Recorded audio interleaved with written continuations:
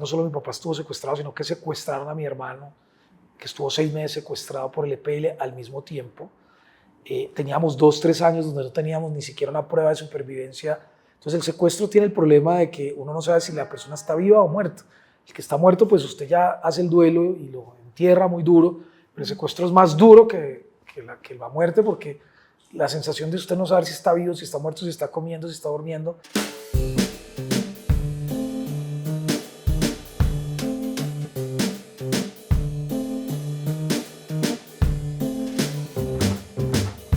Bienvenidos a un nuevo capítulo en Quién es quién de quienique.com. Hoy estamos con una persona que para ustedes es familiar y muy familiar porque ya está en esa carrera como candidato a la presidencia de la República. Ha sido exministro, ha trabajado en el Congreso, presidente del Congreso, ha tenido diferentes cargos, diferentes roles y ya. Pues ustedes entenderán que estamos hablando de Mauricio Liscano. Mauricio, bienvenido. Hola Adriana, muchas gracias, muy contento de estar aquí en Quién Qué y gracias por la invitación. No, a ti, muchas gracias porque sabemos que estás además plena carrera de la presidencia, visitando todas las regiones, de papá en este momento. Con niña de 15 días. Con niña de 15 días, bebé de 15 días, más pues todas las obligaciones que tienes en tu trabajo y en tus cosas, pero de verdad valoramos muchísimo este espacio. Muchas gracias a ti.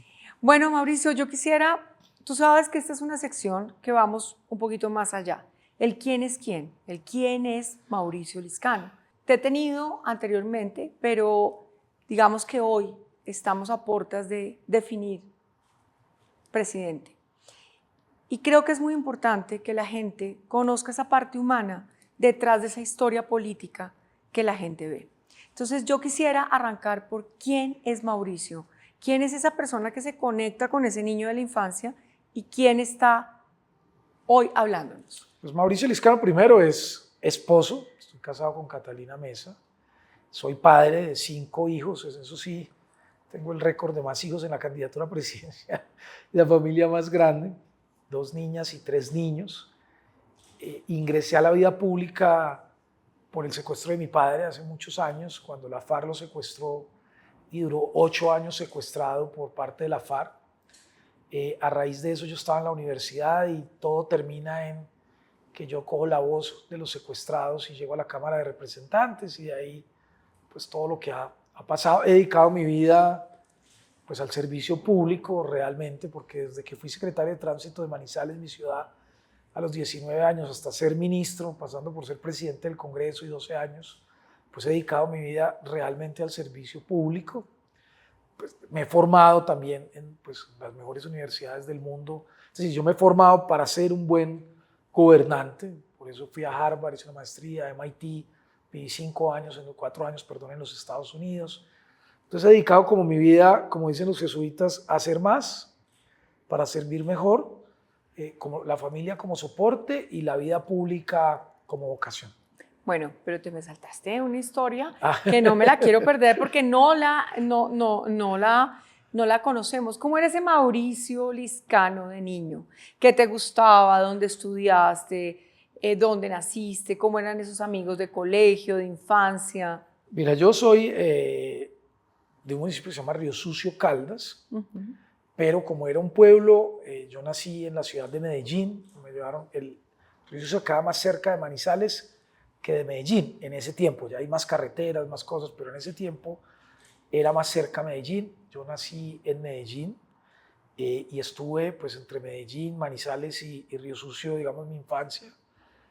Una familia, digamos, humilde, digamos, de clase, pues mis papás no tenían mucha plata, para decir muy poca, pero pues se hicieron profesionales. En el momento que yo nací cuando mi mamá estaba en la universidad.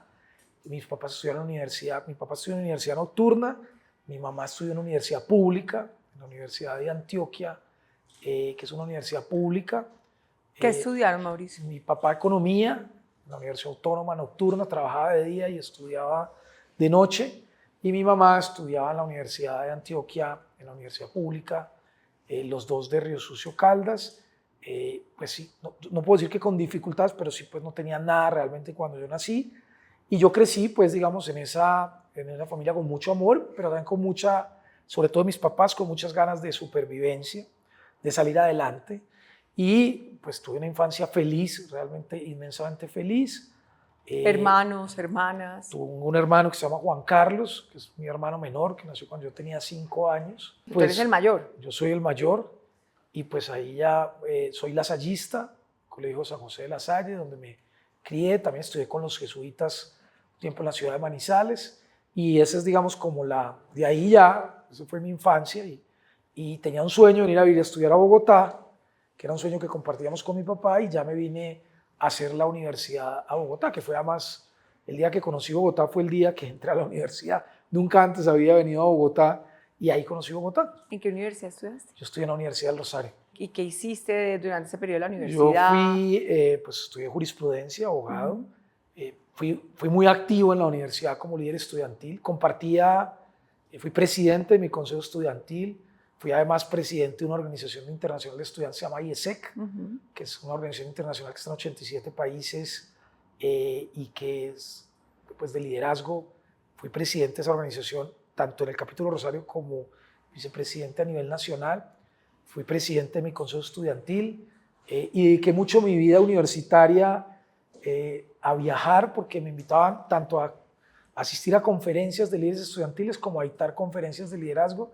Pues conocí como 25 países mientras estaba en la universidad viajando por el mundo, donde me invitaban. De hecho, pues tengo varios reconocimientos por parte de la universidad a partir de eso. Y ya finalizando la universidad, pues es cuando secuestran a mi papá y entonces todo cambia y me dedico ya a graduarme de la universidad y a la liberación de mi papá. Pero los primeros años fueron dedicados al liderazgo estudiantil en la universidad. ¿Cuánto tiempo estuvo secuestrado tu papá? Mi papá estuvo secuestrado 8 años.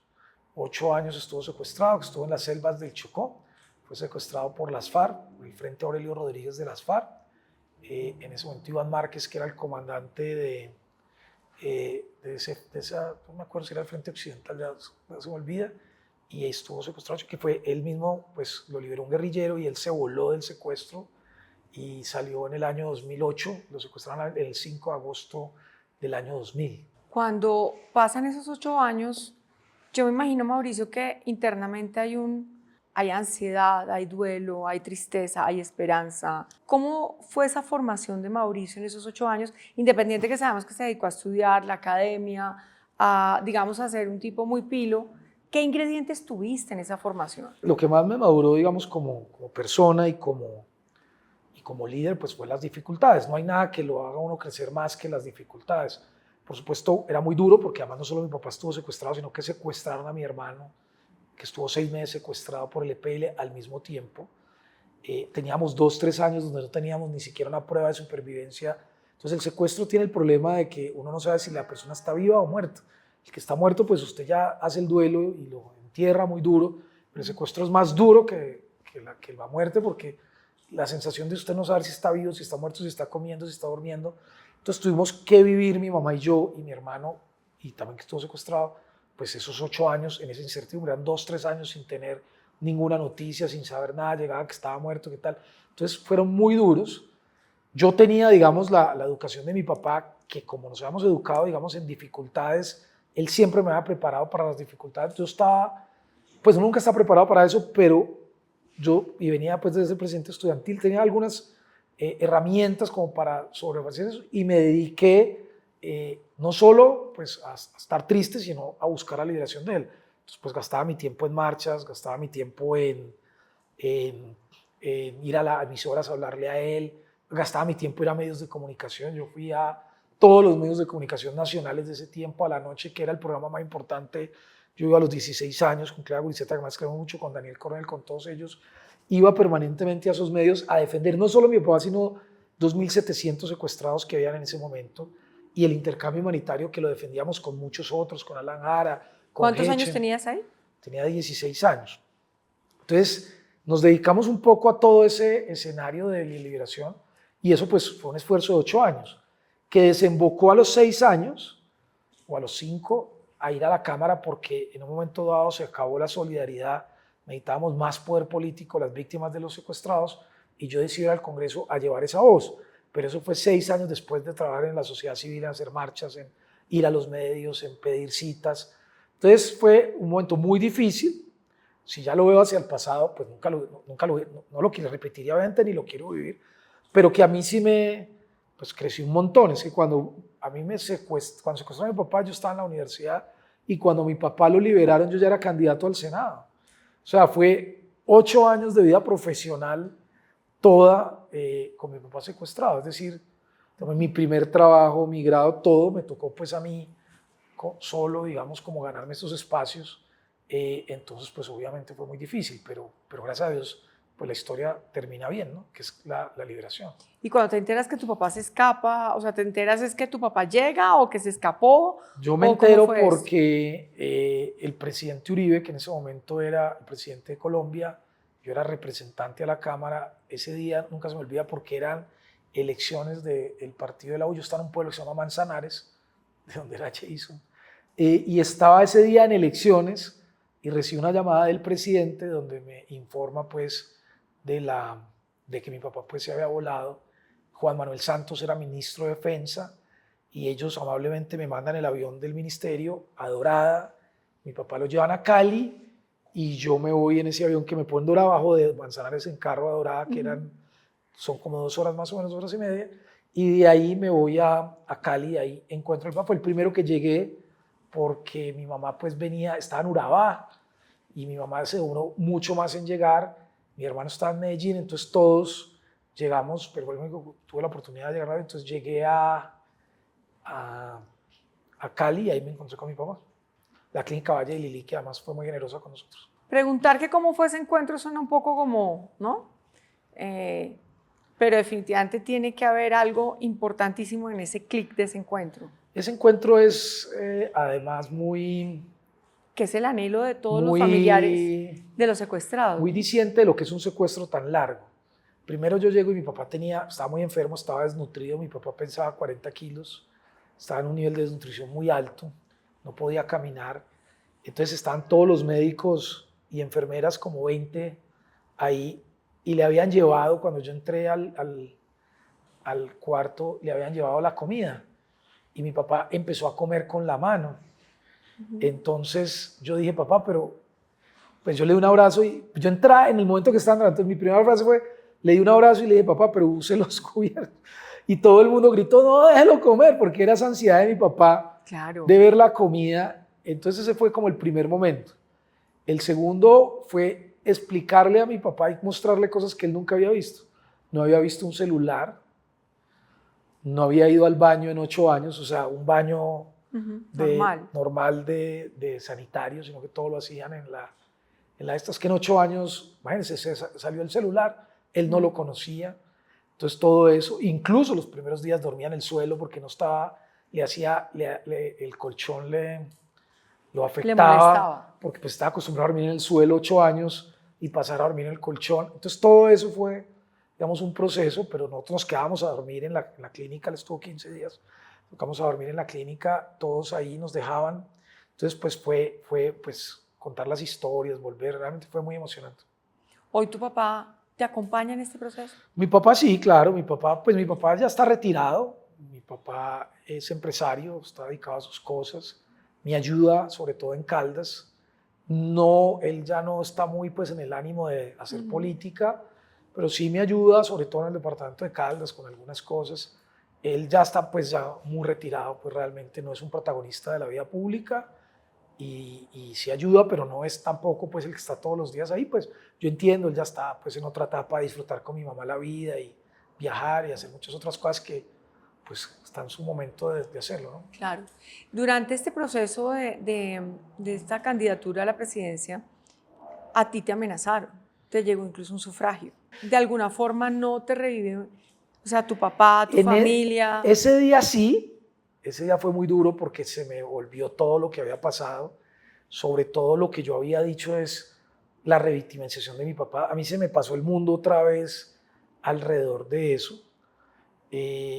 Esos fueron unos días muy duros, sobre todo el momento que me enteré, pero entiendo que pues uno ya en la actividad del día a día y uno ya como, pues, uno se mete en esto, estas campañas terminan siendo como un túnel, uno se mete ahí y está todo el día haciendo un esfuerzo pues ya la cosa también, uno ya también se va como habituando a eso, a las amenazas, a las dificultades, a la inseguridad de este país.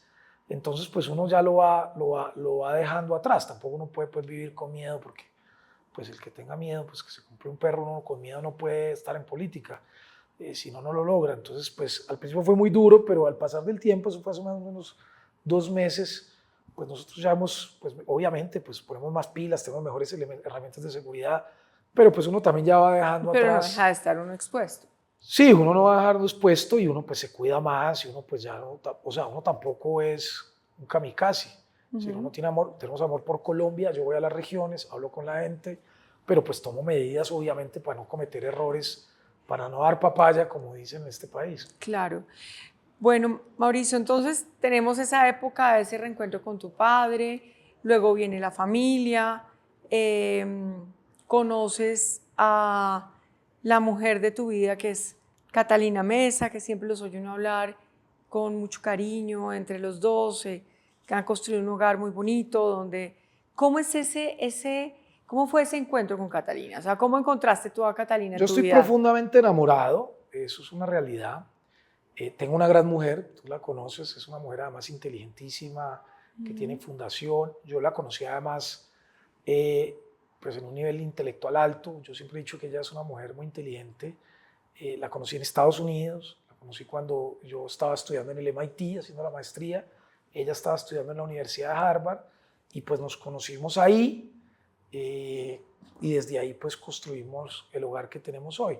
Es una mujer que me apoya mucho, es una mujer realmente muy capaz, que tiene pues, su vida propia, es abogada penalista, pero que nos complementamos muy bien alrededor de la familia y que hoy por hoy, pues Cata es mi gran consejera y mi gran apoyo. Yo creo que tendría muchos más votos, yo hubiera ganado la presidencia si Cata hubiera podido ayudarme en la campaña. No hemos podido estar, ella no ha podido estar muy activa porque nos tocó el nacimiento de Máximo. En un año tuvimos 2 hijos, entonces Máximo, que nació casi, digamos, a principios del año pasado, la campaña empezó y tenía 4 o 5 meses, y al mismo tiempo embarazada de Dominica, que ya tiene 15 días, entonces pues le ha tocado criar a un niño chiquito, estar embarazada, ahora pues lleva 15 días, entonces pues no ha estado, digamos, al frente de la campaña como yo hubiera soñado, pues porque obviamente le ha tocado este momento de ser mamá y de estar embarazada. Entonces, pues, pero en el momento que ella ya esté más activa y que pueda salir, yo estoy seguro que va a ser un activo muy importante de la campaña y que los colombianos la conozcan, porque además ella es súper carismática, súper amable. Bueno, tú la conoces bien, ella realmente es una persona muy especial, muy espiritual y que ayudaría, nos complementaríamos mucho ya en la campaña como campaña.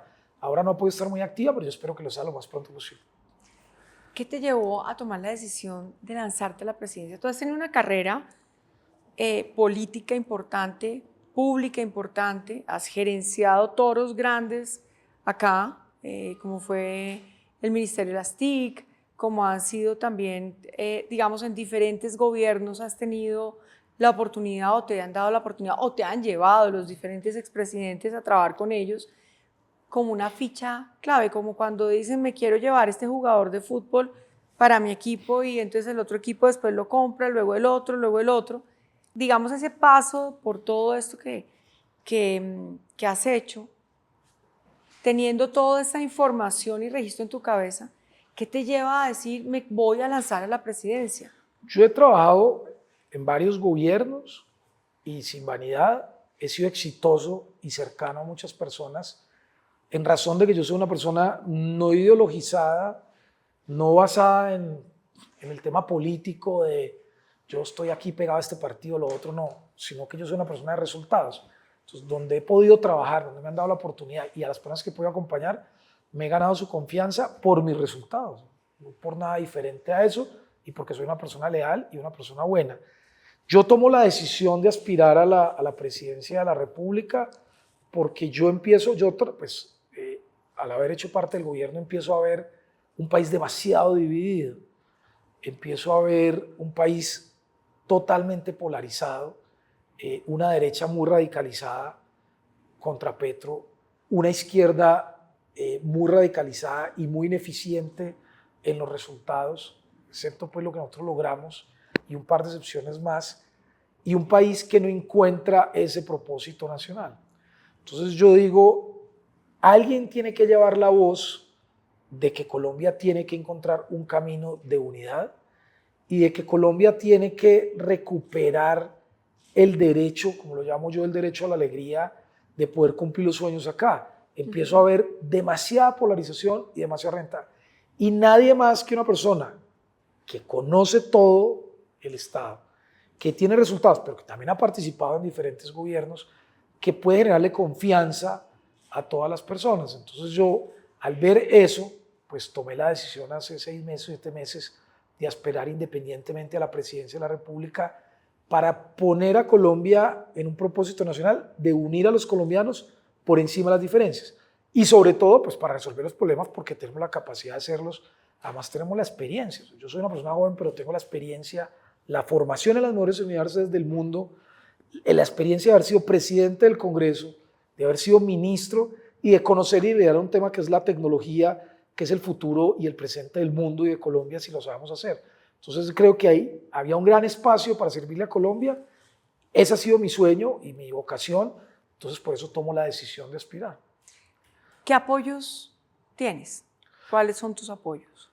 Pues hoy el de 1.800.000 colombianos que firmaron por nosotros, que ya nos dieron el aval por parte de la registraduría, que confirman que ese fue un trabajo real, pueblo por pueblo, casa por casa, región por región. O sea, yo no compré las firmas, no contraté una empresa logística, lo hice, como se llama, indoors, o sea, con mi in-house, con mi equipo, en las regiones. Yo mismo dedicaba entre 4 y 5 horas recogiendo las firmas. Vamos a tener el apoyo también de otro partido que nos va a dar el aval, que es la ASI, que nos va a dar el aval para poder acompañarnos y seguimos, digamos, recogiendo recorridos. Pero el mayor apoyo hoy pues es el apoyo ciudadano realmente, que es el que yo, pues así por eso me fui por firmas, porque quería un apoyo más ciudadano realmente que partidista. Y es un trabajo de todos los días. Yo soy como los caballos que van de atrás hacia adelante. Mi campaña empieza con niveles bajos de reconocimiento y vamos aumentando ese reconocimiento, y en la medida que vamos aumentando el reconocimiento, pues vamos aumentando también la intención de voto. En una campaña muy fragmentada, con más de 100 candidatos, pero que realmente quienes sí tenemos la vocación, quienes llegamos realmente a ser presidentes, no llegamos a negociar, no llegamos a un acuerdo de partidos, no llegamos a hacer un acuerdo entre líderes, no llegamos a hacer campaña para tumbar a Petro o para tumbar a Uribe, sino que realmente llegamos para servirle a Colombia. Pues esos son los que vamos quedando, porque mira que ya mucha gente se ha retirado, otra gente pues ha tomado la decisión de unirse, porque seguramente lo que quieren es llegar al poder, hacer coaliciones, hacer componendas, buscar un puesto de ministros. Otros querían ser senadores, otros quieren ser alcaldes de Bogotá. Yo realmente estoy aquí porque quiero ser presidente. Ya he tenido todos los honores que cualquier persona ha podido tener. Fui representante a los 25 años, que la mínima, senadora a los 30, presidente más joven del Congreso, ministro de los más jóvenes. O sea, yo ya realmente no estoy en esto por honores más, ni por conseguir un puesto, que ya los he tenido todos, sino por servir a Colombia. Y creo que los colombianos se van a ir como entendiendo quiénes estaban por un puesto, quiénes querían hacer coaliciones para derrotar a alguien o para tener poder político, y quiénes de verdad sí tenemos esa vocación de servicio por Colombia, y eso se va a ir percibiendo en estos 5 meses que quedan de campaña. ¿Cómo te defines tú? ¿Centro? Es que yo no me defino ni de derecha ni izquierda, porque yo nunca he creído en eso. La definición de centro e izquierda y centro en este país es un sofisma de distracción que crearon unos políticos para llegar al poder. O sea, el uribismo se dice de derecha, sí, pero no es derecha. Ideológicamente no hay una conceptualización, es porque Uribe es eso. La izquierda es Petro. Y entonces ellos cogieron esos números porque les interesa dividir y les interesa jalar al país, porque para ellos es muy rentable políticamente. O sea, dividir es muy rentable políticamente, polarizar es muy rentable políticamente, porque la gente no te mide por los resultados, sino por el odio al otro. Entonces la gente solo dice... El voto es en contra de... Sí, a mí no me importa si el uribismo es bueno o malo, me importa acabar con Petro. Y usted no mira nada, si aquí hubo falsos positivos, si hubo resultados, para adelante. Y de viceversa, a mí no me importa si Petro tuvo resultados, si trajo agua potable, si resolvió el problema de La Guajira. No, aquí lo importante es que la derecha o Uribe no vuelva al poder, porque entonces nos van a acabar. Y eso para ellos es muy rentable, porque mantiene a la gente activa alrededor de odios políticos y no de una decisión objetiva de resultados. Y el centro no existe. Entonces, eso es un montaje que anteriormente eran liberales y conservadores, pero ¿qué es la definición ideológica de derecha e izquierda? ¿Cuáles son? Eso realmente no existe. La seguridad, muchos dirían eso es derecha, no, la seguridad de todos es de sentido común, salir a la calle y que no lo roben, eso no es derecha ni izquierda, eso es de sentido común. Que uno vaya al hospital lo atiendan, entonces los sociales de izquierda, no, hay que ayudar a los pobres por sentido común, porque hay que servirles, porque si uno va al hospital y se enferma, pues lo deben atender, porque si uno sale a la calle no lo deben robar. Eso no es ideológico, eso es sentido común, eso es simplemente de que es lo que un Estado necesita. Pero pues obviamente el mundo, la política, pues ha ido girando a la rentabilidad de la polarización y eso hay que sacar a Colombia de ahí. Entonces yo me defino como futuro y como una persona que quiere resultados. Habrán cosas de izquierda y derecha que son buenas, se pueden aplicar todas, habrán cosas de centro que... Entonces eso es la definición que yo hago de la política. Yo veo la política más como el arte de servir y el arte de gobernar, más que como la forma de defender intereses o hacer la política contra alguien o apaltrecharse, porque partido viene de división, en un partido para ganarle al otro y después el otro y después el otro, o sea, como si fuera un frente nacional. Estamos una vez en la derecha, otra vez en la izquierda, otra vez en la derecha. La derecha gobierna, lo hace mal, como lo hizo Duque, nos fuimos a la izquierda. Ahora la izquierda lo hizo mal y entonces ahora se quiere volver a la derecha. No va a pasar así, si hacíamos los últimos 30 años, ahora vamos a pasar los otros 40. Entonces, si no hay un cambio trascendental en eso, pues Colombia nunca va a cambiar. No lo vamos a pasar de los errores del uno al otro. Y como la gente es de corta memoria, pues se les olvida y se va para el otro lado. Para romper eso, ¿qué hay que hacer? Elegir a Mauricio Liscano. ¿Por qué tú? Porque primero represento una nueva forma de hacer política. Yo soy un nuevo presidente, soy una persona de otra generación y las generaciones sí tienen cambios en la concepción de la vida. Dos, porque como te digo, yo tengo la oportunidad de trabajar con diferentes líderes políticos, tanto de la derecha como de la izquierda, como del centro, y tengo la confianza de muchos de esos sectores que no me ven como el enemigo a derrotar y que podría ser ese elemento para unir a Colombia y tener lo mejor de los dos mundos, no lo peor de los dos mundos, que es lo que le estamos apostando. Y tercero, pues como lo he dicho, porque yo conozco el Estado, es decir, yo no soy ideológico, yo soy de resultados. Entonces lo hice muy bien como ministro, los resultados fueron muy buenos, lo hice muy bien como presidente del Congreso, fue una legislatura histórica. Entonces tengo la formación y el conocimiento para llevar a Colombia a otro nivel y para que los colombianos, insisto, recuperemos el derecho a la alegría y es salir a la calle, cumplir los sueños, que los jóvenes no vayan y ponerle a Colombia un elemento que es fundamental en el desarrollo, que es la tecnología. Nosotros hemos intentado todo, el modelo de seguridad, el modelo de paz, el modelo social, y Colombia sigue un poco alrededor de sus mismos problemas. Lo único que no hemos intentado diferente es la tecnología. Yo creo que eso sí puede ser el elemento diferenciador de una nueva Colombia. Ese sería tu, digamos, tu caballito de batalla. Mi caballo de batalla es el derecho a la alegría, es devolver a los colombianos la posibilidad de cumplir sus sueños en Colombia. Es decir, que acá, si uno lo que quiera hacer lo pueda cumplir, no lo que le toca hacer. Los colombianos hacemos en Colombia no lo que queremos, sino lo que nos toca. Los jóvenes les cuesta mucho ir a la universidad, solo de cada 10 van 5. Los que van a la universidad no consiguen el trabajo que quieren. La gente vive por resignación y no porque realmente Colombia le pueda generar todas las oportunidades que quieren. Hay muchas diferencias entre unos y otros, entre unos muy ricos y unos muy pobres. Necesitamos un país donde haya más oportunidades y donde podamos recuperar el derecho a la alegría. Pero la forma de recuperar ese derecho a la alegría y de cumplir nuestros sueños en Colombia, el elemento diferencial de otros candidatos en el mío, sí es la tecnología. Dentro de todo este, digamos, en este proceso, ya digamos empezamos la recta en teoría final. Ha sido una campaña muy larga. O sea, hemos visto candidatos que salieron desde hace 2 años, va al uno, va al otro, en medio de esos debates digitales, que al final no son debates, sino son insultos digitales.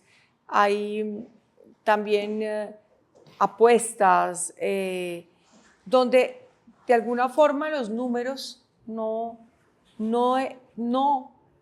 respetuosamente lo digo, no expresan la realidad. Porque pues si uno ve toda esta discusión en las redes y demás, la confusión, las fake news, o sea, es un abono que no es bueno para las elecciones. ¿Cómo estás haciendo para combatir eso? No, yo creo que lo que hay que hacer, en mi caso, es hacer una campaña responsable, es decir, una campaña de ideas, no de insultos, de resultados, no de gritos, de propuestas y no de descalificaciones. Eso no es tan rentable en el corto plazo, porque el insulto pues, te da visibilidad política, la pelea te da, digamos, debate digital, y eso pues obviamente es mucho más rentable. Pero lo que nosotros hacemos como una nueva generación, alguien tiene que hacer algo diferente. Lo correcto, este es un proceso más lento, como el que yo llevo en la campaña, porque es un trabajo en las bases, en las regiones, en los medios de comunicación, pues también en las redes, pero más con propuestas.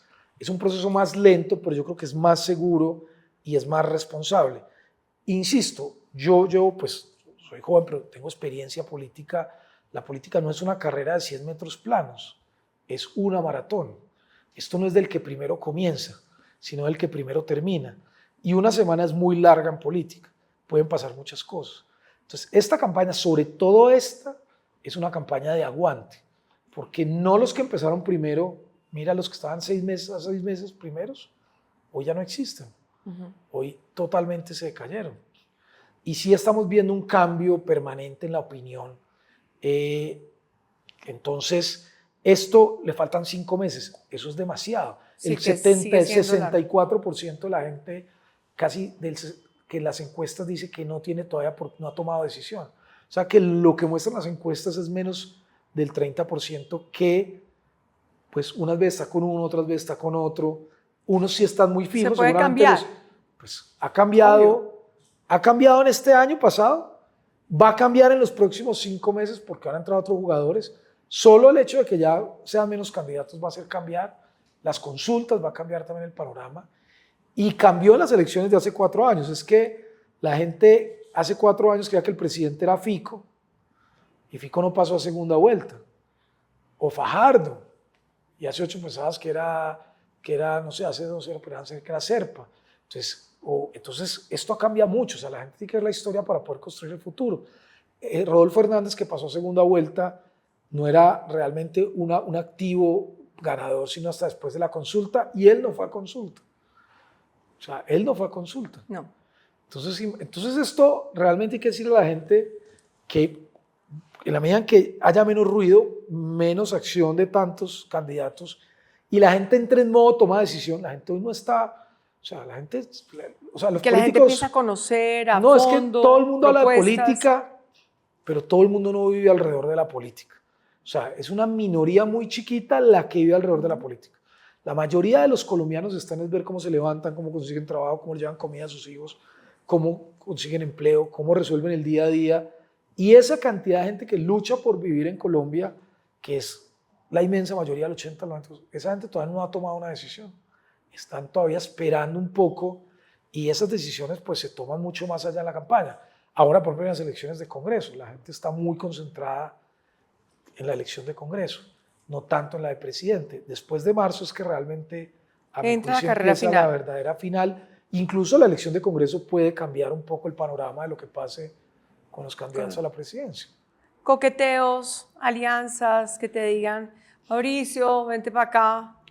No, pues en política eso siempre pasa porque pues todo el mundo quiere sumar aliados y quiere tener mayorías, lo cual es normal, pero lo que yo he dicho desde el principio, lo dije desde el primer día, la gente lo puede ver, es que mi alianza es con los colombianos. Yo realmente... O sea, vas a ir hasta el final solo. Yo voy a ir hasta el final, pues solo no con la gente. Porque No, pero me refiero a y no... voy a ir sumando seguramente aliados y partidos, como en este caso la ASI, las firmas, y vamos a ir sumando aliados en las regiones y aliados, pero digamos como de hacer todo este esfuerzo para buscar un puesto, para buscar una coalición, o para sentarme con unos políticos y decir, bueno, entonces acá somos 10 o 9, nos vamos a poner de acuerdo, entonces aquí no importa, lo importante es ganarle a los otros, qué me toca a mí, qué es lo que están haciendo ahora, entonces se unen 9, que la gran consulta, entonces que gobernamos todos, entonces tú coges este ministerio, tú coges el otro, no importa, acá nos unimos, lo importante es quitarle el poder a Petro, y lo mismo en la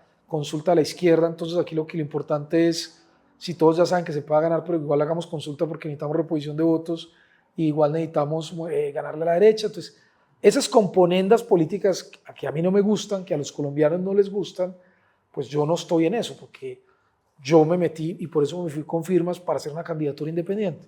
Insisto, es un camino más largo, puede ser menos rentable políticamente, pero yo sí quiero ser un presidente independiente y yo quiero ser un líder independiente. O sea, yo no quiero ser una persona que haga todo este esfuerzo y ir a pedir a 1 millón de colombianos en la calle, 1.800.000 que firmen por él para ser candidato, que sea candidato y que todo ese esfuerzo termine en un acuerdo político por un puesto o por quién sabe qué, o por algo, no va a traicionar el afecto de ya 1.800.000 personas que creyeron en mí, no, pueden no votar, pero creyeron que podía ser un candidato y ya firmaron.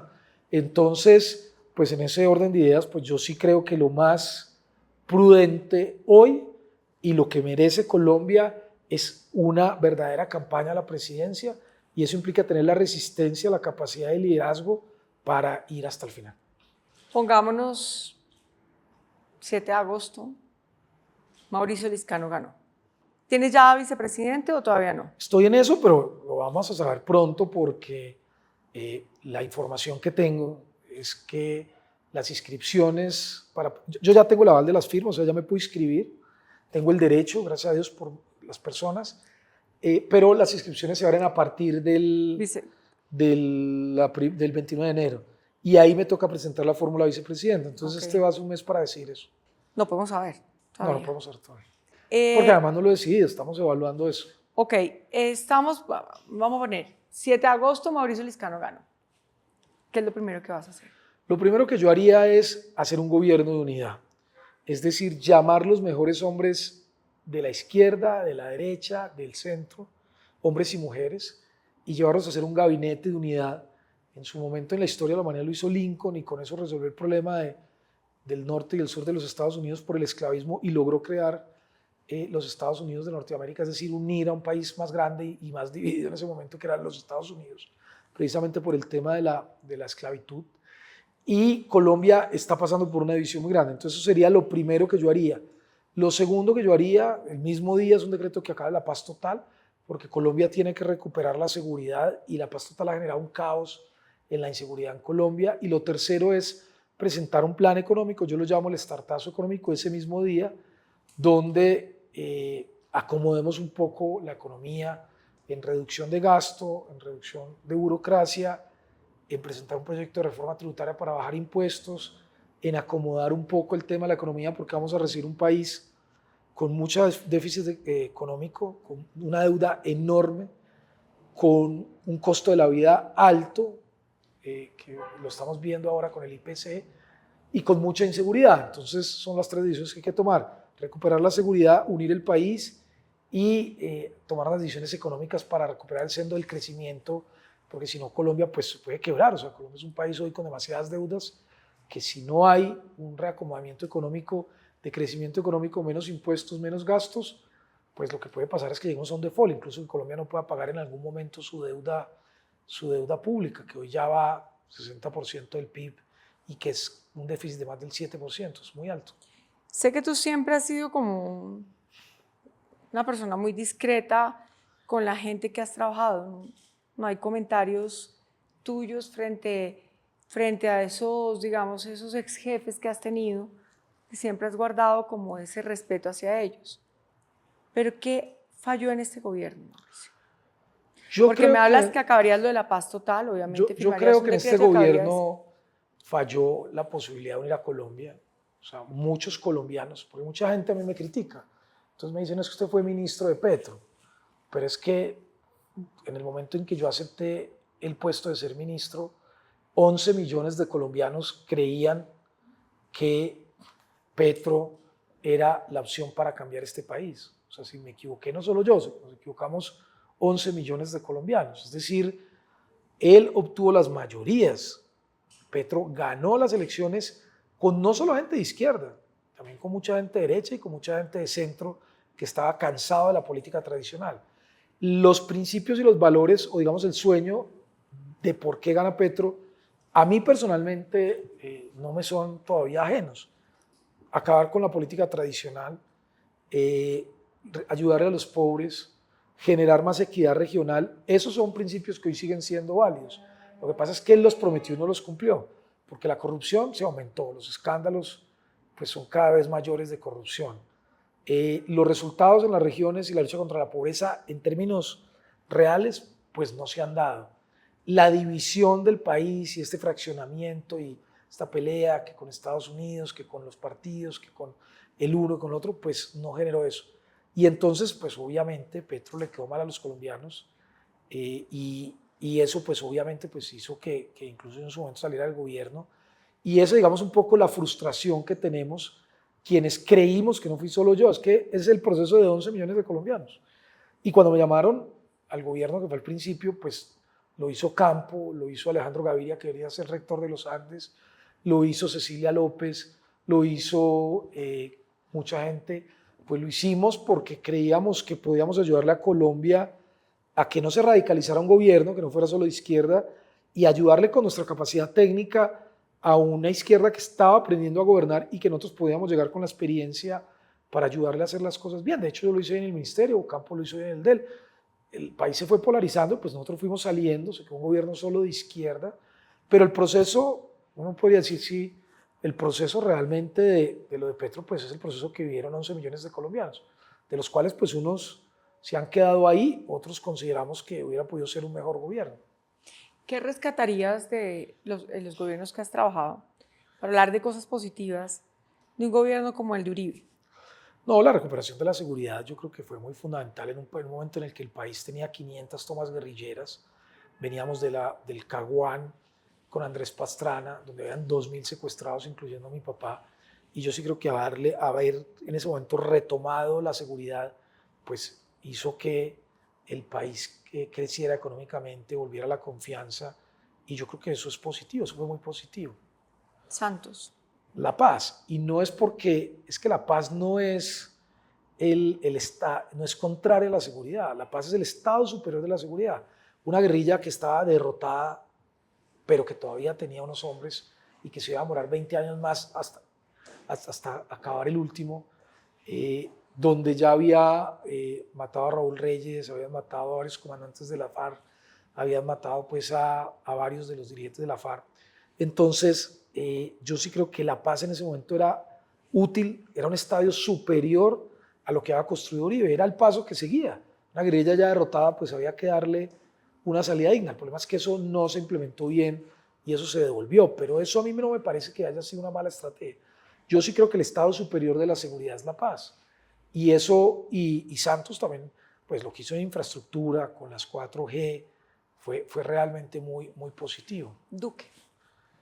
Yo es que Duque no le, pues en ese momento vivía en Estados Unidos, pero yo Duque, no sé qué le puedo ver positivo a Duque. Es que ni la economía naranja, que fue lo que prometió, nadie al final ni entendió qué era. Pues fue un gobierno que no logró, pues le tocó el COVID, digamos que uno positivo de Duque podía haber sido el manejo que le dio al COVID, que yo creo que evitó muchas muertes. Yo creo que eso pudo haber sido un momento, algo positivo del gobierno de Duque. Petro. A mí me parece que lo positivo del gobierno de Petro es la entrega de tierras. Yo creo que hay dos cosas que el gobierno ha hecho bien.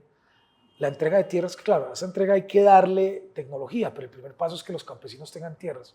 Yo creo que eso ha sido muy exitoso en el gobierno.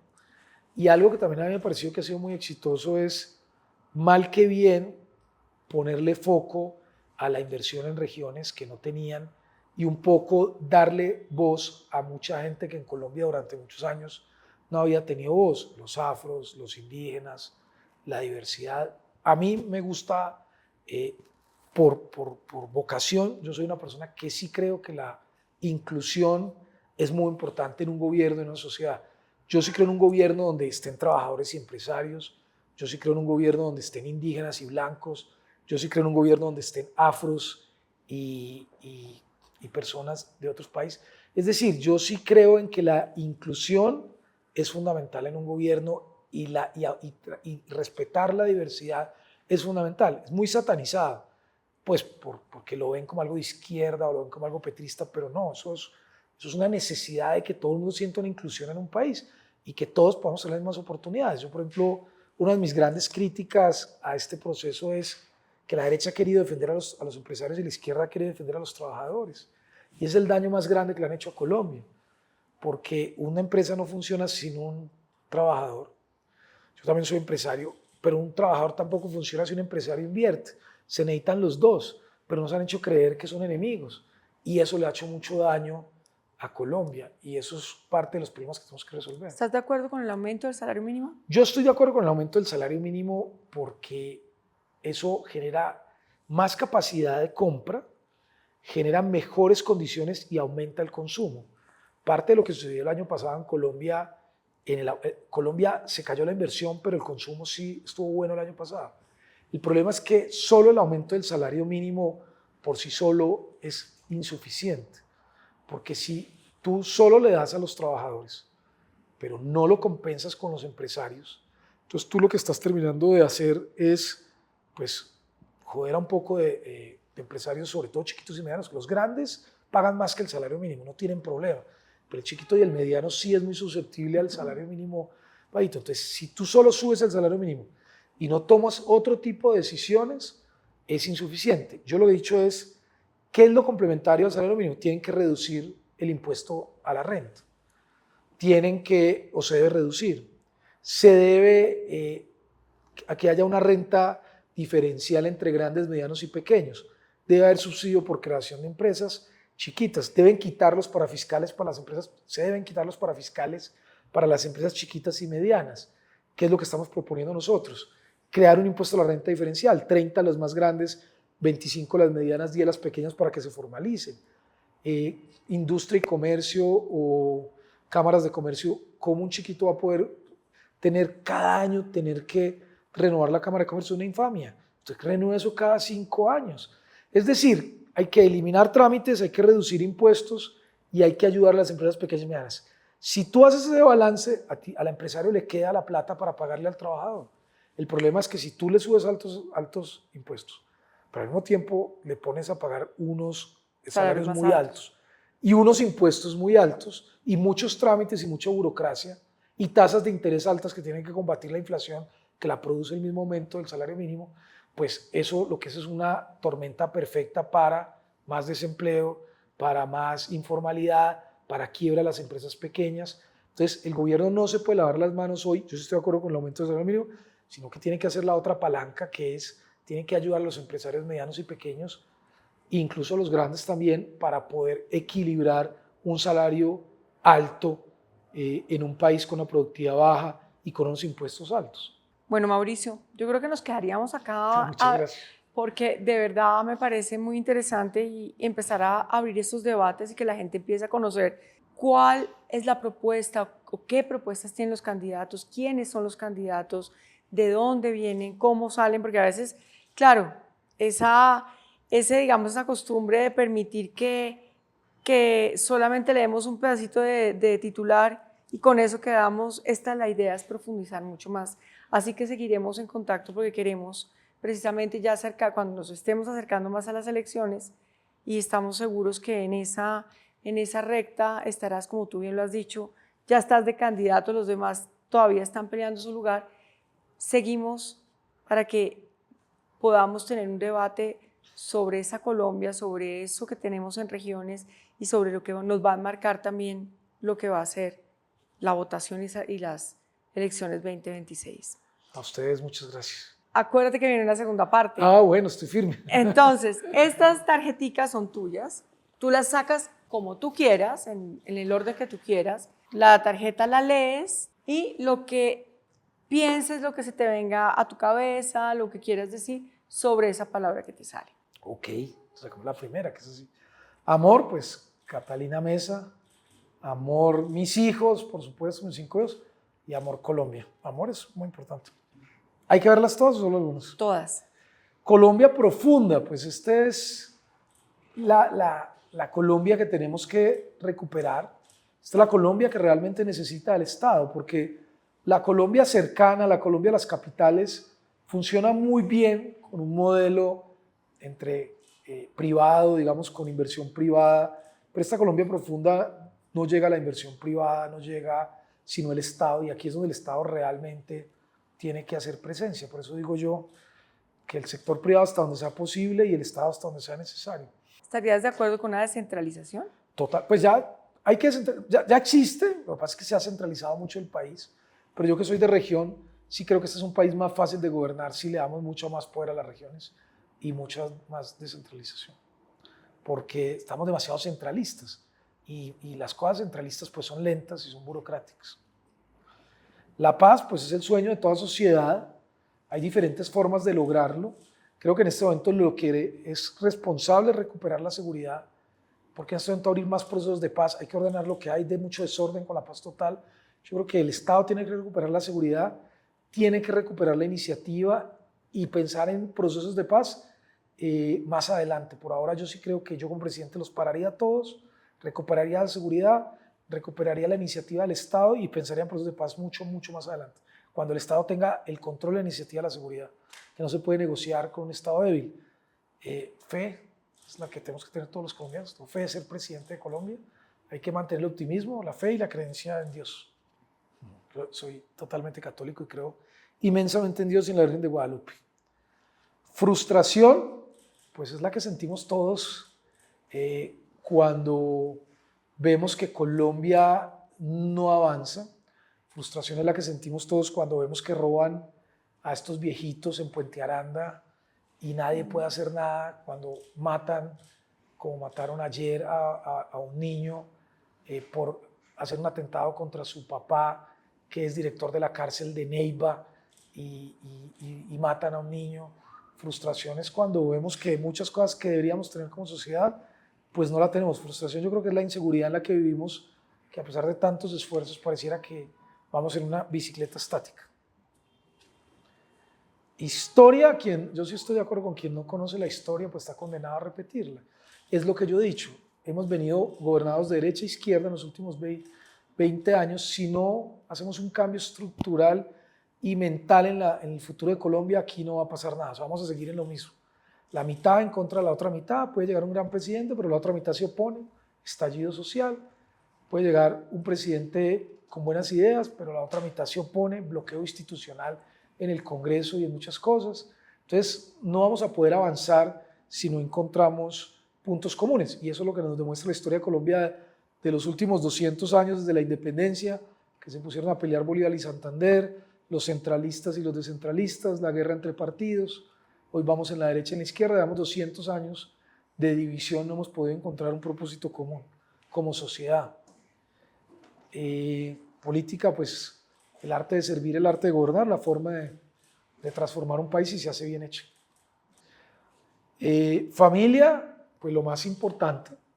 De hecho, nuestra plataforma política, vamos a empezar a recorrer el país de aquí a marzo, escuchando a la gente para construir un programa de gobierno de escuchar a la gente. Los políticos se van a dedicar a pelear ahora en las consultas. Nosotros nos vamos a dedicar a recorrer a Colombia escuchando a los colombianos con nuestro proyecto de escuchar, y Familia se va a llamar la plataforma, el programa de gobierno que vamos a llevar se va a llamar Familia. Lo vamos a lanzar prontamente. Infancia, pues tal vez lo más, para mí fue una infancia feliz, pero infancia feliz es lo que les damos a todos los niños. Un país donde los niños puedan ser felices es un país donde todos podemos ser felices. Un país para los niños es un país para todos los colombianos. Hay que tener una defensa de los padres. Un niño que pueda salir al colegio solo, ese es el sueño de una sociedad. Puede ir en una patineta en Colombia al niño y no le pase nada. Si ese niño lo puede hacer, lo podemos hacer todos los colombianos. Y segundas oportunidades, yo creo en eso. Yo creo que todas las personas merecemos pues tener segundas oportunidades. Pues Mauricio, muchísimas gracias. Quiero invitarlos entonces a ver la entrevista completa en quienique.com, su canal de YouTube y en la sección de Quién es Quién.